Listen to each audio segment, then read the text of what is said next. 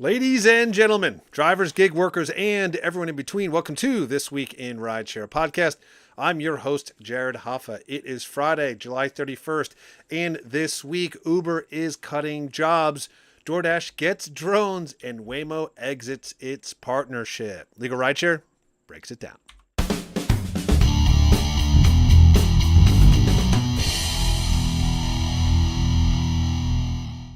And from Legal Rideshare, I'm joined by the co-founder and lead attorney, Bryant Greening. Bryant, happy Friday.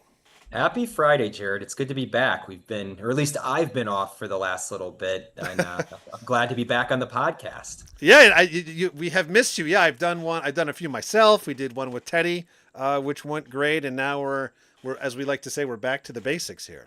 Well, I hope the audience missed me. I'm not sure that they did, but I'll tell myself that I was missed while I was gone. We'll look at the numbers and see. How about that? You know, let's not. I was gonna say the brutal reality of the internet, Yeah. right? Yeah, Oh, don't tell me the numbers. I don't want to know. I'm sure they're up and they'll be down now that I'm back, but that's okay. I'm here. You can't get rid of me. I'm ready to go. Love it. Yes. So we'll jump right in. There's some good stuff this week. Some sort of redundancy here, but things have evolved, so I love to chat about it. The first one I had brought up a couple weeks ago, actually by myself, Bryant, but it seems they are expanding on it, and this is Uber is cutting 10% of its customer service, and this is from Bloomberg, and they reported, quote, the company announced the cuts within the community operations team on Wednesday, saying it's working to simplify operations, strengthen in-person collaborations, and, of course, continue to embrace AI. The company said in May that it would slow hiring due to the internal use of AI, but it's still recruiting for more than 500 roles on its jobs page, including for engineers to support Robotaxi partnerships.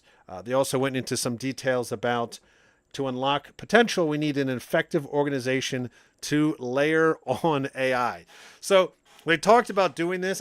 I think they finally pulled the trigger on this. So they are removing 10% of customer service on Uber, which arguably is the worst thing that the company has. Yeah, I was going to say, I don't think that they have 10% to lose. Yeah. The customer service has always been a disaster for Uber. Anybody who's tried to get in touch with them, whether it's rideshare customers, rideshare drivers, anybody with an issue, it's been like pulling teeth to get somebody on the phone, to have any sort of resolution to a problem. So I just obviously think this is going to exacerbate an issue that has been problematic for a long time. Companies throughout all of the tech industry in Silicon Valley seem to be cutting and seem to be pointing at AI as the reason for it. I personally am just thinking that Uber is trying to save some money, and truthfully, they don't really care whether the customer service is good or bad. They haven't cared for a long time, and in their eyes, I'm thinking, what's 10% worse? How much worse could it actually be? Yeah, I just reading this again, and it sounds like someone addicted to a drug called AI, and they need more of the drug. So this is Uber's vice president of global communications. She said, we have made some strides in AI, but to unlock this potential, we need an effective organization to layer AI on. So they're like, they're rabid here for AI, and they're basically telling their staff, we're firing you because we want to smother everything with AI. That is going to be the answer to all of our problems. I mean, that's what they're saying. Yeah, and I think the tech industry is obviously the first one who's going to experiment with AI in this way. They're going to be the most inclined to bring it into their organizations and lean on it heavily, and that's going to come at the expense of people with jobs that AI Yeah. can do. So I will be interested to see how the customers and the drivers respond to this. Whether who knows? I guess that maybe I'm jumping the gun here. Maybe the fact that a lot of this will be handled by uh, you know by AI, by what's seemingly to be competent technology, maybe the support will be better. Maybe there'll be answers to questions in a quicker fashion. I tend to think that a lot of these chatbots and things that people are going to be interacting with will be able to provide surface level information. But when it comes down to actually resolving issues, hey, I've been unfairly deactivated and I need somebody to listen to my side of the story. I'm not sure that the technology is going to be able to do that in the same way that a person who has the nuance and the understanding of human interaction might be able to. Um, but we'll see. Perhaps this will give greater access to customer service. More people will be able to get in touch with Uber and get answers to simple questions. So there might be some benefit, but I think overall, when you're dealing with complex issues that present themselves in rideshare, deactivations, complaints of driver misconduct, you could think of a million different ways in which you really want a human making that decision, and now there's going to be 10% fewer humans to help people in those situations. Yeah, I certainly hope it helps out, like you said, but time will tell, and I'm sure once it deploys, there's going to be stories about that, and we will cover those when it happens. So, our next story is actually a cool one. DoorDash is clear for takeoff, and this is from Washington Post. And they reported, quote, DoorDash was approved on Wednesday to commercially operate a drone delivery service. The drones developed in-house will help serve more customers and solve the hardest problems on the ground for local businesses. In 2025 pilot projects, DoorDash said in a statement that the drones could deliver in an average of 25 minutes. Participating locations even saw order volumes increase by 30%. So, I mean, really good for DoorDash, ultimately for gig workers. I'm not sure. I don't know. This is such an interesting area that, and I'd love to hear your thoughts on it. I don't necessarily know if the drones are replacing the gig workers or sort of alleviating that weird pain point for workers who don't want to do that sort of delivery and rather do the more complex or the longer haul or whatever that makes more money. That's what it feels like to me.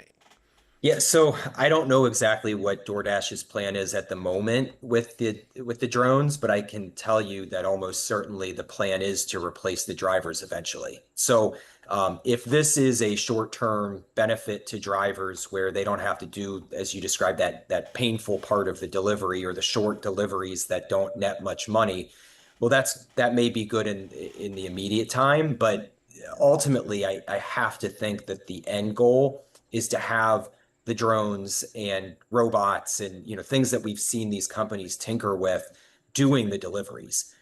They can deploy these systems at far cheaper rates than paying drivers. They don't have to worry about gas. They don't have to worry about a quote unquote livable wage. You buy the technology once and then you run it until it dies. And I think that that's ultimately where many of these companies, whether it's delivery for DoorDash or autonomous vehicles for Waymo and Uber, or you can think of other examples. That's where this is all heading. It's getting rid of the driver. Probably not tomorrow, probably not next year, but I mean, 5 years, 10 years from now, I'm curious as to whether we will have this line of work for actual people. Yeah, that's a good point. And yeah, this is the baby steps. Now they don't. Again, they were just a. This could be still a little ways away, and I say that because they got approved by the FAA.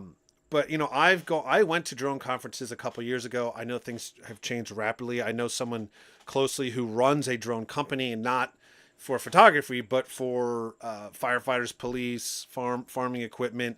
Now, even a couple years ago, those drones couldn't carry a ton of weight, and they were massive and kind of terrifying. So I don't know what their solution is going to be when food is reaching over 5 pounds, because the scale of drones changes.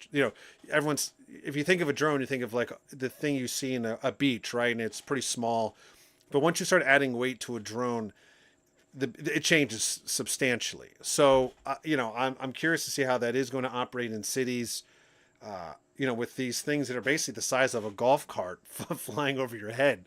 But I guess that's where they're ultimately headed, and I'm sure the tech will get better. But yeah, I mean, I guess like you said, I guess their aim is really to erase the drivers and gig workers. Yeah, and maybe this initial stage is just the single hamburger and a French fry from McDonald's, and the driver loses out on that delivery, something that's 2 pounds and can easily get from point A to point B. And as the technology gets better, that's going to be when they can replace more and more drivers. So I'm sure it's going to be a long period of time before drivers are fully replaced, but as the technology improves, that's going to be worse and worse for the human delivery driver. Yeah, it's true. And to wrap up our stories here, of course, we got to talk about Waymo and Uber.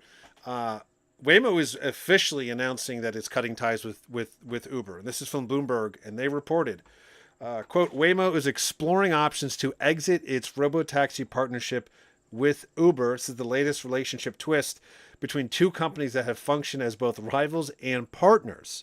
An Uber spokesperson said that Waymo has given notice that it plans to launch service through its own app in the cities that it has been using with Uber in January of 2028, alongside their existing deployment with Uber.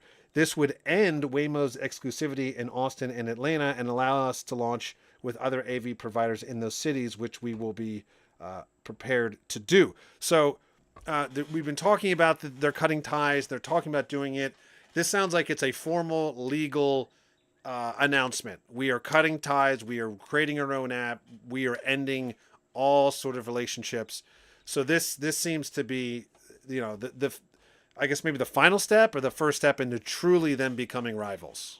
Yeah, I think what they've done is they've filed for divorce. There's Yep. still there's still an opportunity, I guess, for reconciliation. I doubt that's going to happen. I think this is always how we've seen this process playing out. We understood from the very beginning that these companies are rivals.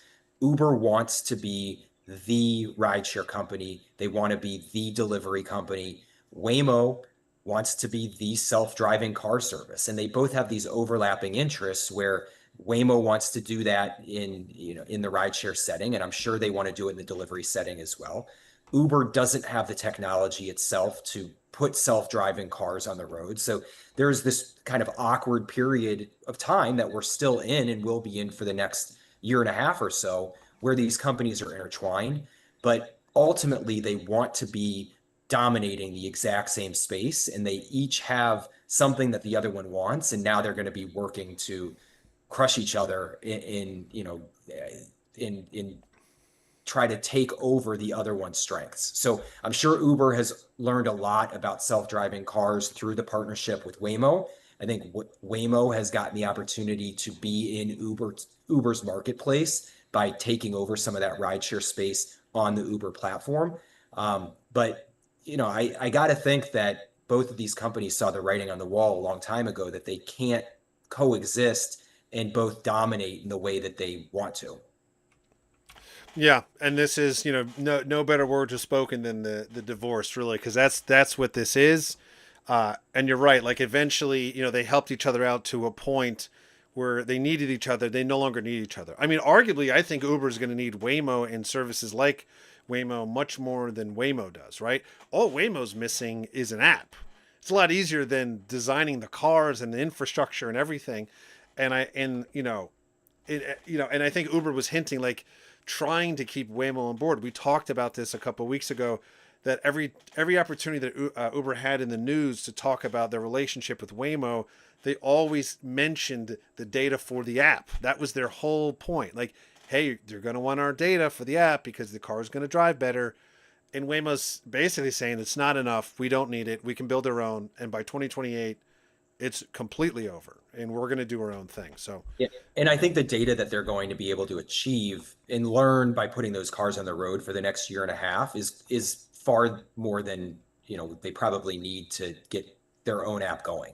I think that Waymo has earned a lot more, learned a lot more from this partnership than Uber has. Waymo for Uber was a feature, and it was a valuable feature. I think people liked signing on to the Uber app and seeing self-driving cars as an option. I can get the Uber Black, I can get the Uber X, or I can get the self-driving car. It's one of my options. For Waymo, once they have the experience on the road and they gain the understanding of what their technology is and what how it needs to improve, and obtains the data that they need to learn the different routes and different hazards in each city. Once they have that, well, then they can hit the ground running, and like you said, they don't need Uber anymore. right. Yeah, this is interesting times with everything. This week in rideshare this week has really been a pivotal turn. DoorDash with drones, Waymo officially saying we're done. I think we're starting to see the tech settle into where it's going to be from now until probably the next 5 to 10 years. I think it's starting to set the course is being set. And I think unless there's another huge disruption, we're seeing what the future is going to be with delivery, gig work, and rideshare in general, honestly. Yep, agreed. So that being said, that is the end of the stories this week. And of course, Bryant, I will give you the final say before we head into the weekend. Yeah, before we head out into the weekend here, I always remind everybody that Legal Rideshare is available for accident and injury consultations. The consultations are always free. We help talk you through the insurance claims process, figure out exactly how to make the best claim, and talk about what you're entitled to. Lost wages, pain and suffering, cost of medical treatment, any other damage that you sustain. Do not hesitate to reach out to us. As I said a moment ago, the consultation is always free. So it's worth picking up the phone. Visit our website, legalrideshare.com. It's got all of our contact information. Great. Thank you, Bryant. And as I like to say, that is the end of this week in Rideshare. See you next week.